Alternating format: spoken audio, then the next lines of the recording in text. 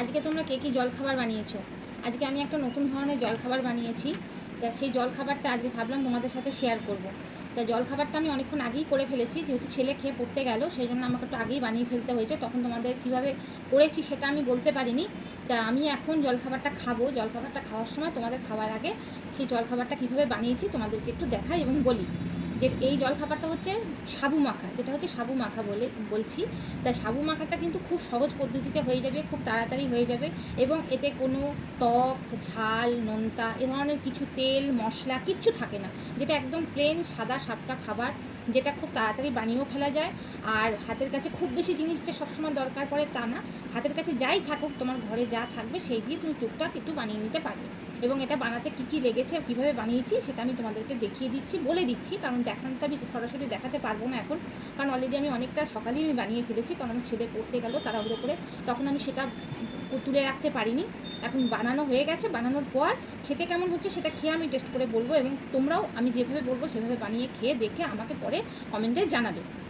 আর এই খাবারটা বাচ্চা থেকে বয়স্ক মানুষ থেকে সবাই কিন্তু খাবারটা খেতে পারবে, তাতে কোনো পেটের সমস্যা হবে না, পেটটা ভরাও থাকবে অনেকক্ষণ।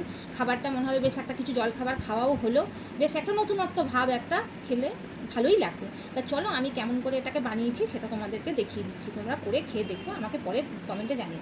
এখন এটা আমি বানিয়েছি এই যে সাবু মাখা, সাবু মাখাটা বানিয়েছি দেখো তোমাদের দেখাচ্ছি। এই যে আমার হচ্ছে এইটা হচ্ছে সাবু মাখা, এই হচ্ছে আমার সাবু মাখা। এই সাবু মাখাটাকে আমি কিভাবে এখন বানিয়েছি সেটা তোমাদের এখন বলে দিই। নিশ্চয়ই দেখতে পেলে সাবু মাখাটা বেশ ভালোই হয়েছে, বেশ খেতে ভালোই হবে মনে হচ্ছে, ইয়াম্মি লাগবে। তা যাই হোক, বানিয়েছি যেটা সেটা হচ্ছে আমি বানিয়েছি এটা তোমার এটার মধ্যে আমি দুটো কাঁঠালি কলা দিয়েছি, যেহেতু আমার কাছে কাঁঠালি কলা ছিল আমি দুটো দিয়েছি। কলা বিশেষে যে যেমন কলা খায় নিতে পারে। আর পরিমাণটা বলে রাখি, পরিমাণটা তোমার যে যতটা ফ্যামিলিতে লোক হবে যেমন খেতে চায় সকলে সেরকম ততটা পরিমাণে করবে। আর ফলটাও নিজের মতন করে দেবে, এটা পুরোটাই ফল এবং সাবু এবং দুধ আর একটু মিষ্টির উপরে দেওয়া হয়েছে। আর এটা হয়েছে যেটা আগে আমি সকালবেলা ঘন্টা দুয়েক আগে সাবুটা সাদা জলে ভিজিয়ে রেখেছিলাম, ভিজিয়ে রেখে সাবুটাকে আমি জলটা পরিষ্কার করে ফেলে দিয়ে আমি এর মধ্যে একটু দুধ দিয়েছি, একটু ভালো করে মিষ্টি দিয়েছি, আর কলা দিয়েছি দুটো, একটা বড় সাইজের আম দিয়েছি এবং দুধ দিয়েছি প্রথমেই বললাম, এবং একটা আমি দুটো ক্ষীরের সন্দেশ দিয়েছি, দুটো ক্ষীরের সন্দেশ দিয়েছি যাতে ফ্লেভারটা ভালো হয়, একটু যাতে ক্ষীর মতন ভাবটা আসে। আর এটার মধ্যে যেটা দিতে হতো সেটা হচ্ছে একটু নারকেল কোড়াও দিতে হতো, কিন্তু যেহেতু আমার হাতে নারকেলটা ছিল না ইনস্ট্যান্টলি, আমি নারকেল কোড়াটা দিতে পারিনি।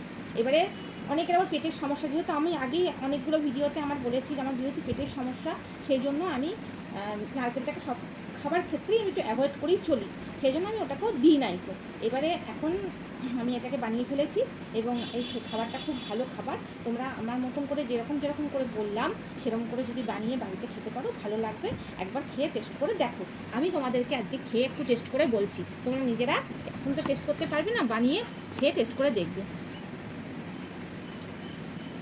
দারুণ হয়েছে খেতে, আমি এক খাওয়াতেই বুঝতে পারি যাচ্ছি যে খুব ভালো লাগছে খেতে, বেশ সুন্দর, বেশ ভালো লাগছে।